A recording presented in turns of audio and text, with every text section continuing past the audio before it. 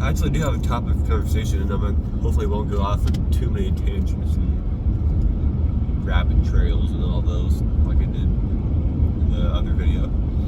But anyway, today this episode is about desire. So, little story. Back in a couple months ago, I guess, I was like, I really want a car, which was a huge waste of money, but I'll get into that in a minute. I really wanted this car. Found this Corvette. It's like 50-ish miles from here. You know, it's a convertible. It's kind of grayish though, which I wasn't a huge fan of. But then I was like, well, I could just get it paid off and then get a wrap on it. I messaged the guy who got all the paperwork worked out. I was like, I have this car for trade-in, and I gave him, you know, all the miles, a little video of it and stuff to see what it looked like. Wet. And yeah, all that, like, got everything worked out. I had this friend who's gonna go with me because she's pretty into cars. And then woke up at like 5-ish in the morning. It's a super weird feeling. Like, I don't know if it was like my conscience finally be like, quit being stupid or like divine intervention or something. But I was like, I'm not gonna get this car. I should not do this. And then like I messaged the dude. I was before I was like fairly nice and whatever. Probably too nice, and then I was like, I'm no longer I'm having a stroke. I'm no longer interested in this car. Please do not message this number again. And then I blocked him. Oh crap. Oh, I know where I am. Alright. Anyway, and then I blocked him. And then I kind of felt bad. It's like he's just trying to do his job, you know. I mean, he's a car dealer, so, you know. And then I felt bad for the guy a little bit because, you know, he's trying to do his job. And then a little later that car sold. But what I'm trying to get with this story, what I'm trying to get to with this story, you know, desire. Like, there's nothing wrong with desires, and that's what makes people is having desires and things they want to achieve and stuff. But there's a difference between wanting desires and being completely obsessed with it. Like you can see, like, cars, like me, like, cars are cool. I like them. It'd be cool to have a cooler, you know, like a Mustang, Corvette, or whatever someday. But if that's like all you focus on 24/7, it's like the only thing you think about is a car and stuff, then that's probably not healthy. And anyway, so there's a difference between like desires, and wishing and wanting stuff, and then being obsessed about it, and, you know, only ever, like a super one-track mind, only ever able to focus on one thing. There's a river down there. There's nothing wrong with wanting things, and that's what makes humans human. No, I don't want to get all preachy and religious and whatever here, but like, I don't know.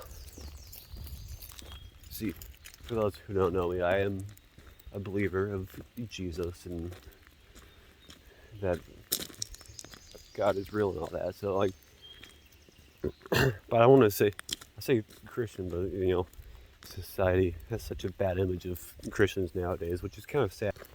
Oh, it's a nice day out. I went to my pocket to look for my phone, and then I remembered I'm holding it. Ooh. I'm also a bit of a photographer, so I might turn this off in a minute and take a couple pictures. Ooh. I should have worn not these shoes. I'm going this way because there's people that way. And people are cool, I guess. It's warm. Anyway, what was I doing? Oh yeah, desire. God. Like, there's nothing wrong with liking cars or whatever you like video games or women, but don't make that the main only thing you can think about. The main focus of your life is getting something, like, because if you think about it, eventually we're all gonna no longer be here, and it won't really matter if you have a Lamborghini and $1 million house, or whatever, and it won't matter if you.